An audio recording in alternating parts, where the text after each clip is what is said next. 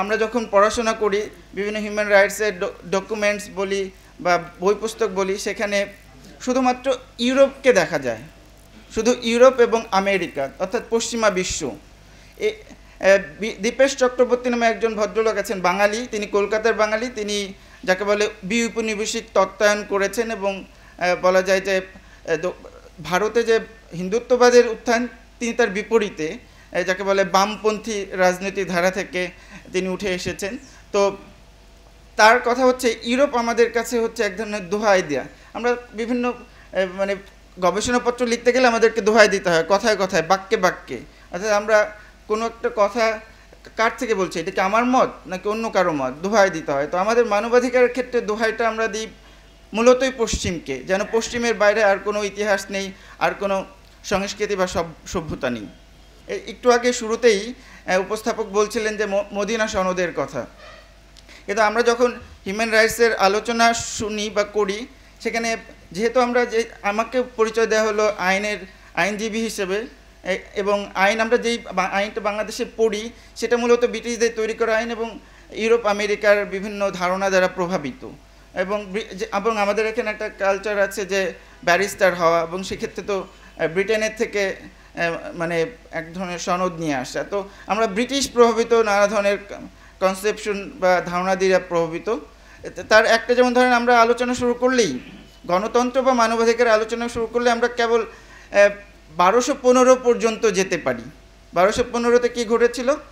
Magna Carter, যেখানে রাজার ক্ষমতা খর্ব করা হয়েছিল এবং ওই সময়কার যারা প্রভাবশালী এলিট ছিলেন তাদেরকে একটু রাজার যে খামখেয়ালিপনা, রাজা চাইলে যা কিছু তাই করতে পারতেন, সেই খামখেয়ালিপনা থেকে তাদেরকে নিস্তার দেওয়ার জন্য একটা চার্টার হয়, অধিকারের সনদ হয়। এটাই হচ্ছে ম্যাগনা কার্টা। কিন্তু 1215 আগে আর যাওয়া হয় না। কিন্তু মদিনা সনদ বলা হলো যে 624, তার মানে তারও 600 বছর আগেকার একটা দলিল, বা ইসলাম এর চেয়ে আরও 600 বছর আগেকার একটা ঘটনা, যেটা অনেক কিছুই আমরা মানে এখনও আবিষ্কার করতে পারি নাই যে ইসলামের কি অবদান বিশ্ব সভ্যতায়। তো এটা আমাদের টেক্সট বইয়ে আলোচনার বিষয়বস্তু হওয়া উচিত এবং সেটা নিয়ে আমাদের আরও বেশি বেশি গবেষণা হওয়া উচিত, এটা একটা দিক।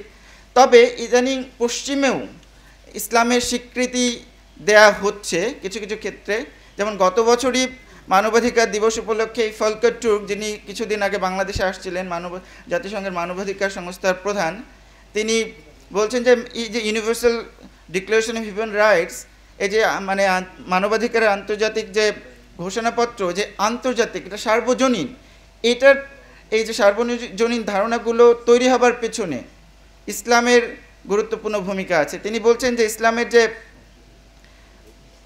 হিউম্যান ডিগনিটির ধারণা এবং ইসলামের যে শেয়ারের ধারণা, কম্প্যাশনেট শেয়ারিং, উনি বলছেন কিভাবে করি আমরা জাকাতের মাধ্যমে, এইটাকে উনি বলছেন যে এটা এই মানবাধিকারের ধারণা যে বিকাশ, তার ক্ষেত্রে এটার একটা গুরুত্বপূর্ণ ভূমিকা আছে। ইনফ্যাক্ট আমি বলবো যে এই যে যখন universal declaration of human rights তৈরি হয়েছিল 1948 সালে, এটা তৈরির পেছনে তখনকার যে আমেরিকার প্রেসিডেন্ট FDR মানে ফেডরিক ডিলানো রুজভেল্ট বলে, রুজভেল্টের ওয়াইফ, তার স্ত্রী এলেনর রুজভেল্ট এইটা ড্রাফটিংয়ের পেছনে অন্যতম ভূমিকা রেখেছিলেন। এবং ওই সময় ডেমোক্রেটরা ক্ষমতায় ছিলেন এবং ডেমোক্রেটরা সাধারণত কী হয় যে সোশ্যাল ওয়েলফেয়ারের রাইটস দেবার পক্ষে, এবং যাতে করে মধ্যবিত্ত, নিম্ন মধ্যবিত্ত, গরিবরা একটু ভালোভাবে বাঁচতে পারে। কিন্তু এখনকার যে যিনি প্রেসিডেন্ট ইলেক্ট ট্রাম্প, ট্যাক্স কাটো, মানে বড় লোকদেরকে ছাড় দাও, আর যাতে মধ্যবিত্ত, নিম্ন মধ্যবিত্ত, গরিব, শ্রমিক, কৃষক এরা মানে চাপ দাও। যদি এটা সরাসরি বলবে না, কিন্তু ট্যাক্স না দিলে তো সোশ্যাল ওয়েলফেয়ার আপনি করতে পারবেন না, স্বাস্থ্যের জন্য ব্যয় করতে পারবেন না, শিক্ষার জন্য ব্যয় করতে পারবেন না। আমরা মুক্তিযুদ্ধের চেতনার কথা বলে বলে একদম ফ্যানে তুলে ফেলেছি এবং এমনকি কাউকে কাউকে মুক্তিযুদ্ধের বিরোধীও করে তুলেছি। যেই জালিম শাসক মুক্তিযুদ্ধের নাম করে বৈষম্য করছে, জুলুম করছে, তাকে দেখলে তো মুক্তিযুদ্ধের বিপক্ষে একটা মনোভাব তৈরি হয়ে যাবার কথা।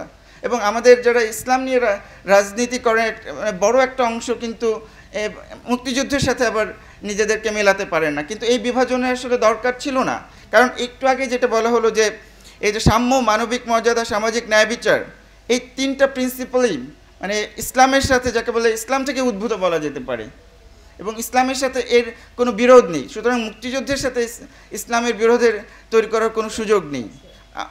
কিন্তু আমাদের যারা তথাকথিত সেকুলার ভদ্রলোক, মানে যারা বুদ্ধিজীবিতা করে, তারা এই বিরোধটা কিন্তু করে এসেছে। কিন্তু বাংলাদেশে যেমন আজকে সূরা কেরাত পড়া হলো, আমি একটু বিনয়ের সাথে বলবো যে যদি বাংলা তর্জমাটা করা হতো তাহলে ভালো হতো। কারণ আমরা যখন জ্ঞান চর্চা করব, ইসলাম চর্চা করব, বা অন্যান্য যে কোনো চর্চাই হবে, সেটা তো আমি যে ভাষাটা সবচেয়ে ভালো বুঝি সেই ভাষায় হওয়া উচিত, তাই না? এবং এটা গণতান্ত্রিকও, এবং এটা ইসলামেরও, মানে যাকে বলে ইসলামের মাতৃভাষা জ্ঞান চর্চা নিশ্চয় বিপক্ষে না। বরং ইসলাম বলা হয়েছে যে মানে কোরআন শরীফে বলা আছে যে আমি বিভিন্ন ভাষা সৃষ্টি করছি যাতে পরস্পরের সাথে বিভাজন না করে, বৈরিতা না করে, বরং পরস্পরকে বুঝতে পারে। তো এই বৈচিত্র্যতা হচ্ছে ইসলামের সৌন্দর্য। কিন্তু সবসময় আমরা হয়তো সেটা প্রচার করতে পারি না। এই জন্য ইসলামের নামে একটা বদনাম আছে যে ইসলাম মানে ভিন্নতাকে নাকি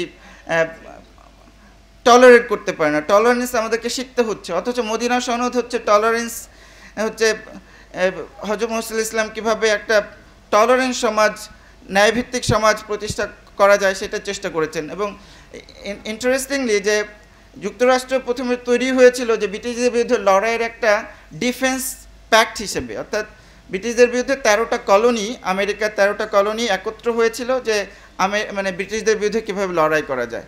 তেমনি কিন্তু মদিনা সনদ আগে, মানে প্রায় 1200 বছর আগে, এটা একটা প্রথমত একদিক থেকে দেখলে এটা একটা ডিফেন্স প্যাক্ট, যে মদিনার অধিবাসী বিভিন্ন গোত্র, সেখানে ইহুদিরা, খ্রিস্টানরা যেমন আছে, মুমিন মুসলমানরা আছে, তারা তাদের বাইরের যে শত্রু তাদের সাথে যাতে মোকাবেলা করতে পারে, বিশেষত কুরাইশরা অন্যতম একটা মানে কী ছিল, আক্রমণের কেন্দ্র ছিল, তাদের বিরুদ্ধে যাতে সবাই মিলে শক্তিশালীভাবে প্রতিরোধ গড়ে তোলা যায়, সেই জন্য একটা প্যাক্ট ছিল। যেমনটা আমেরিকার ক্ষেত্রে আমরা দেখেছি। কিন্তু আমেরিকা যেটা মিসিং ছিল যে অধিকার নেই। একটা জনগোষ্ঠী কিভাবে গড়ে ওঠে, তার যদি পরস্পরের মধ্যে বোঝাপড়ার ঘাটতি থাকে, সেক্ষেত্রে অধিকারের প্রয়োজন হয়। এবং সেটাই ছিল এই যে ফ্রিডম অফ রিলিজন। মদিনায় প্রত্যেকে তার নিজ নিজ ধর্ম পালন করতে পারবে, এটা হযরত মুহাম্মদ ইসলাম এবং মুসলমানরা এটাকে, এই অধিকারটা স্বীকৃতি জানিয়েছিল। তেমনিভাবে বাংলাদেশকে যদি আমরা বিভিন্ন হিন্দুত্ববাদী বা বাইরের শক্তি থেকে আমরা মানে নিজেদেরকে প্রতিরোধ তৈরি করতে পারি, আমরা রক্ষা করতে পারি নিজেদেরকে, সেই জন্য আমাদের নিজেদের জনগোষ্ঠী, সে মুসলমানদের মধ্যে নানা ধরনের ব্যাখ্যা বিশ্লেষণ হবে না। ইসলাম নিয়ে তো একটা ব্যাখ্যা নেই নিশ্চয়ই, তাই না? নানা ধরনের ব্যাখ্যা। আমরা যাতে পরস্পরকে বুঝতে পারি, বোঝার চেষ্টা করি। বুঝতে হবে, তারটা মেনে নিতেই হবে এমন তো না, কিন্তু যাতে তার শোনার মতো আমরা মানে ধৈর্যশীল হই, এটা তো ইসলামেরও শিক্ষা। ইসলাম মদিনাতেই এটা প্রতিষ্ঠা করেছিল, এবং মদিনা মানে হচ্ছে যেখানে দিন প্রতিষ্ঠিত হয়েছে। দিন মানে কি? আমার নামের সাথেও আছে, জহির উদ্দিন, দিনের প্রকাশ। দিন মানে হচ্ছে ন্যায় বিচার। এই যে সামাজিক ন্যায় বিচার আছে না, সাম্য, মানবিক মর্যাদা, সামাজিক ন্যায় বিচার।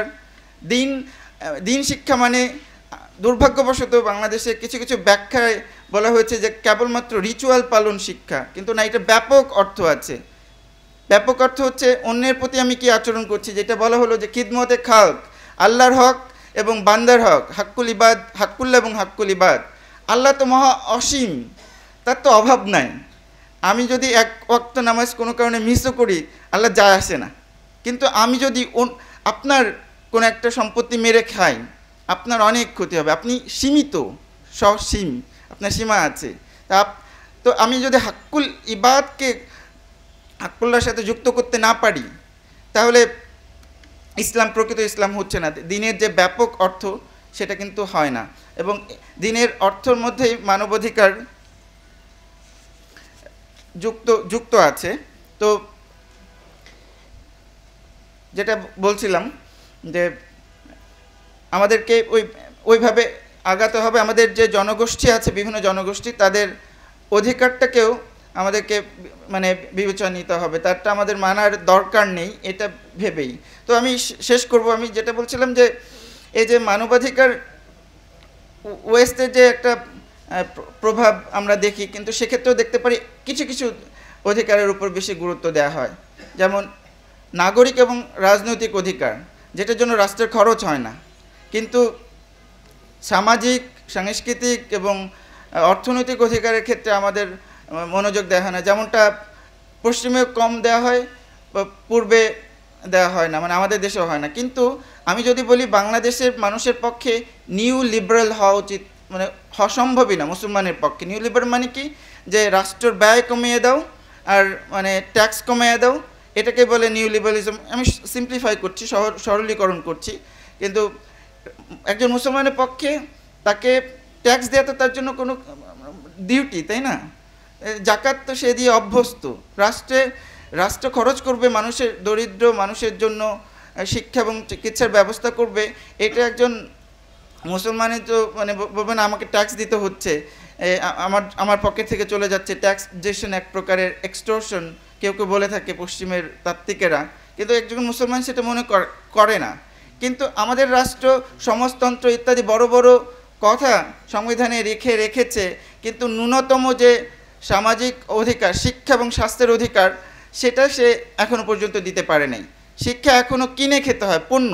তো আমি যখন পড়াতাম, আমি 2020 সালের প্রথম দিকে, যে তখন গার্মেন্টসের প্রণোদনা দেওয়া হচ্ছিল, আমি একটা বেসরকারি বিশ্ববিদ্যালয়ে পড়াতাম, তো আমি দেখছিলাম যে মানে ছাত্রছাত্রীদেরও কষ্ট হচ্ছে টাকা পয়সা দিতে। তখন আমি একটা ফেসবুকে পোস্ট দিলাম যে আমাদের বেসরকারি বিশ্ববিদ্যালয়ে প্রণোদনা দেওয়া উচিত। তো মানে কি হলো যে আমার এক কি ছাত্র এটা ভুল বুঝলো যে শিক্ষাকে তাহলে পণ্য। আমি তো তখন সরাসরি বলতে পারি না যে হ্যাঁ আসলেই তো পণ্য, আপনাকে তো কিনেই নিতে হচ্ছে, কারণ রাষ্ট্র তো অধিকার হিসেবে দেয়নি। আমি একটা পাবলিক বিশ্ববিদ্যালয়ে পড়েছি, বাট সেটা দয়া রাষ্ট্রের। রাষ্ট্র যদি ওই পাবলিক বিশ্ববিদ্যালয়ে ব্যয় কমায় দেয়, ধীরে ধীরে সেটা করছে, কিন্তু ব্যয় কমানো হচ্ছে, নানা ধরনের মানে সান্ধ্যকালীন কোর্স করা হচ্ছে। হ্যাঁ, সান্ধ্যকালীন কোর্সও, কিন্তু সেটা সরকারি টাকায়ও হতে পারে, কারণ সান্ধ্যকালীন কোর্স মানে কি শিক্ষায় সরকার ব্যয় কমাবে, এবং কিন্তু অন্য দিকে দেখা মাথা ভারী আমলাতন্ত্রের পিছনে ব্যয় করে যারা দুর্নীতি বেশি বেশি করছে তাদের পিছনে ব্যয় করতে কিন্তু রাষ্ট্রের বাধে না। স্বাস্থ্যের কি অবস্থা আমরা করোনার সময় দেখেছি, আবার মানে আমরা দেখছি, এগুলোকে আমাদের এখন অ্যাড্রেস করতে হবে। এবং আমি মনে করি যে যেটা একটু আগে বলা হচ্ছিল, আমি শেষ করে দেবো, যে ইসলাম মানেই হচ্ছে ইসলামিক কল্যাণ রাষ্ট্র, কিন্তু ইসলাম মানেই কল্যাণ রাষ্ট্র হতে বাধ্য, এবং ইসলাম বললে কল্যাণ রাষ্ট্র বোঝাবে, এবার কল্যাণ রাষ্ট্র মানেই ইসলাম। সুতরাং এই দিক থেকে কোনো পার্থক্য নেই, এবং আমাদেরকে এই বিষয়গুলো, আপনারা যেহেতু রাজনীতি করছেন, এই বিষয়গুলো আপনারা যদি জনগণের কাছে নিয়ে যেতে পারেন, আপনারা মানে পপুলার হবেন। যারা নিয়ে যেতে পারবে তারাই পপুলার হবে, এবং যারা নেবে আমি তাদের সাথে আছি। কারণ এই দুটো রাজনীতিকে আমার কাছে খুবই মানে শিক্ষা, স্বাস্থ্যের অধিকার, সামাজিক অধিকারগুলোকে অধিকার হিসেবে স্বীকৃতি দেয়া, এটা গুরুত্বপূর্ণ। এবং সংবিধান সংস্কার হচ্ছে, ইত্যাদি বিষয় হচ্ছে, সেখানেও যাতে এইগুলো, এই যে সামাজিক, অর্থনৈতিক, রাজনৈতিক অধিকারগুলো যাতে সংবিধানে এনফোর্সিবল রাইট হয়, অর্থাৎ আদালতের মাধ্যমে বলবৎযোগ্য অধিকার হয়, সেটা আমাদেরকে নিশ্চিত করতে হবে। তো আশা করি আপনারা সেই পথে কাজ করবেন। সবাইকে ধন্যবাদ ধৈর্য ধরে শুনবার জন্য। খোদা হাফেজ।